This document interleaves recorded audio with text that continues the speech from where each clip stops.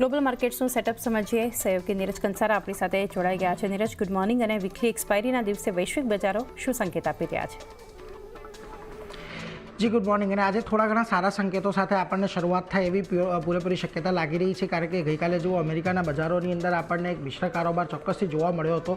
ડાઉ જોન્સ લગભગ આપણને ઘટાડા સાથે કામકાજ કરતો જોવા મળ્યો. નાસ્ડેક, S&P 500 બંનેની અંદર ઘટાડો આવ્યો, પરંતુ મહત્ત્વની વાત રહી હતી કે ડાઉ લગભગ ગઈકાલે આપણને ઓલમોસ્ટ 100 પોઈન્ટ જેટલો ઘટીને બંધ થતો જોવા મળ્યો. એટલે એ એક મહત્ત્વની વાત હતી. અને 4 દિવસ આપણે એક સતત તેજી જોઈ છે ડાઉની અંદર. ત્યારબાદ આપણને ગઈકાલે એક ઘટાડા તરફી કારોબાર ખાસ કરીને જોવા મળ્યો. આ ઉપરાંત જે યુએસમાં ડેટા આવતા દેખાયા, ડેટા પણ ઘણા બધા નબળા રહ્યા હતા. એને કારણે અહીંયાથી આપણને દબાણ વધતું જોવા મળ્યું. જો કે ટેકનોલોજી શેર્સમાં એક તેજી યથાવત.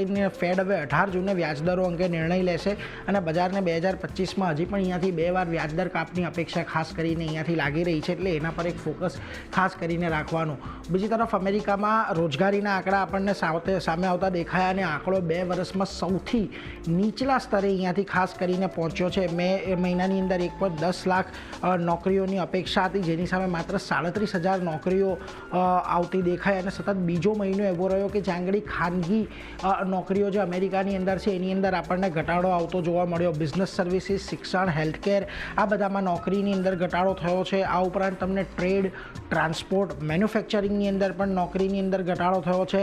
આ ઉપરાંત હોસ્પિટાલિટી, લેઝર, ફાઇનાન્શિયલ સર્વિસીસ, આ બધી જગ્યાએ પણ નોકરીઓમાં ઘટાડો થતો જોવા મળ્યો છે. એટલે ઓક્રોસ ઘણા બધા સેક્ટરની અંદરથી અત્યારે નોકરીઓ નથી મળી રહી, જેને લઈને ખાસ કરીને એક ચિંતા બનતી જોવા મળી રહી છે. જો એક વખત આપણે ગ્રાફ આવી જાય તો તેના પરથી ખબર પડશે કે કઈ રીતે રોજગારીના આંકડા આપણને અહીંયાથી ઘટતા જોવા મળ્યા છે. ડિસેમ્બરની અંદર લગભગ 1.76 લાખની આજુબાજુના હતા, જે અત્યારે મેની અંદર 37,000 પર પહોંચતા જોવા મળ્યા છે. એટલે છેલ્લા 6 મહિનાના નીચલા સ્તર પર આપણને રોજગારી આવતી દેખાઈ ગઈ છે. બીજી તરફ સર્વિસ PMIના આંકડા આવતા દેખાયા. લગભગ 5 મહિના ઉપર રહ્યા બાદ 50ની નીચે અહીંયાથી સર્વિસ PMIના આંકડા પણ આવ્યા છે. જે સર્વિસ એક્ટિવિટી ઘટી રહી હોય એના સંકેત અહીંયાથી ખાસ કરીને આપી રહ્યા છે. એટલે એના પર એક ખાસ ધ્યાન રાખવાનું. બીજી તરફ ટ્રમ્પે પણ પોવેલને ઠપકો આપ્યો છે. એમનું કહેવું છે કે જેરોમ પોવેલે તાત્કાલિક અત્યારે વ્યાજદરની અંદર ઘટાડો કરવો જોઈએ. ખૂબ મોડું થઈ ગયું છે, અત્યાર સુધી એમણે વ્યાજદરો નથી ઘટાડ્યા. જેરોમ પોવેલ અવિશ્વસનીય છે એવું પણ ટ્રમ્પનું કહેવું છે. અને યુરોપે લગભગ 9 વખત દરની અંદર ઘટાડો કર્યો છે. એટલે એના પર એક ખાસ ફોકસ રહેશે. બીજી તરફ અહીંયાથી અમેરિકામાં જો દર ઘટાડવામાં આવશે એની શું અપેક્ષા છે, તો જૂનની અંદર અહીંયાથી કોઈ પણ વ્યાજદર કાપની અપેક્ષા અત્યારે નથી લાગી રહી. જુલાઈની અંદર માત્ર 30% લોકોને એવું લાગે છે કે અહીંયાથી વ્યાજદર કાપ આવી શકે છે, જ્યારે સપ્ટેમ્બરની અંદર એક વ્યાજદર કાપ આવે એવો એક મહત્તમ જે નિષ્ણાંતો છે એ માની રહ્યા છે. એટલે એના પર એક ફોકસ ખાસ કરીને રાખવાનું. બીજી તરફ ડોલર ઇન્ડેક્સની અંદર તમને દબાણ જોવા મળ્યું. 99ની નીચે ડોલર ઇન્ડેક્સ પહોંચી ગયો છે અને નબળા US ડેટાને કારણે ખાસ કરીને તમને ડોલર ઇન્ડેક્સ પણ અહીંયાથી ઘટતો દેખાયો છે. એટલે એના પર એક નજર રાખતા રહીશું. બીજી તરફ ક્રૂડની અંદર પણ 1% ઘટાડો આવ્યો છે. બ્રેન્ટના ભાવ અહીંયાથી આપણને ફરી પાછા એક વખત જે ઘણા સમયથી રેઝિસ્ટન્સ ફેસ કરી રહ્યું છે $65 સામે એની નીચે આવતા દેખાયા છે.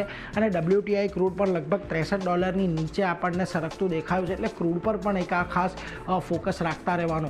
પરંતુ એ બધાની વચ્ચે આજે જુઓ તમને એશિયાના બજારોની જે શરૂઆત થતી જોવા મળી રહી છે, ખાસ કરીને થોડીક નબળી શરૂઆત અહીંયાથી થાય છે. નિક્કેઈની અંદર અત્યારે સવારમાં આપણે જ્યારે જોયું ત્યારે નિક્કેઈની અંદર લગભગ 5% ઘટાડો આજે જોવા મળી રહ્યો હતો. જોકે કોરિયાના બજારો સારી એવી તેજી દર્શાવી રહ્યા છે. તાઇવાનમાં પણ એક સામાન્ય મજબૂતી છે. આ ઉપરાંત હેંગસેંગ, શાંઘાઈ અને ખાસ કરીને સ્ટ્રેટ ટાઇમ્સમાં પણ જુઓ ઓલમોસ્ટ અહીંયા પણ એક મિશ્ર કારોબારના સંકેતો મળી રહ્યા છે. પરંતુ જે સંકેત આપણને ખાસ કરીને ગિફ્ટ નિફ્ટી તરફથી આજના દિવસે મળી રહ્યા છે, થોડાક પોઝિટિવિટીના ચોક્કસથી છે. આજના દિવસે આપણે એક્સપાયરી પણ જોવાની છે. એટલે જુઓ 24,729 સામે 24,733 સંકેત મળી રહ્યા છે.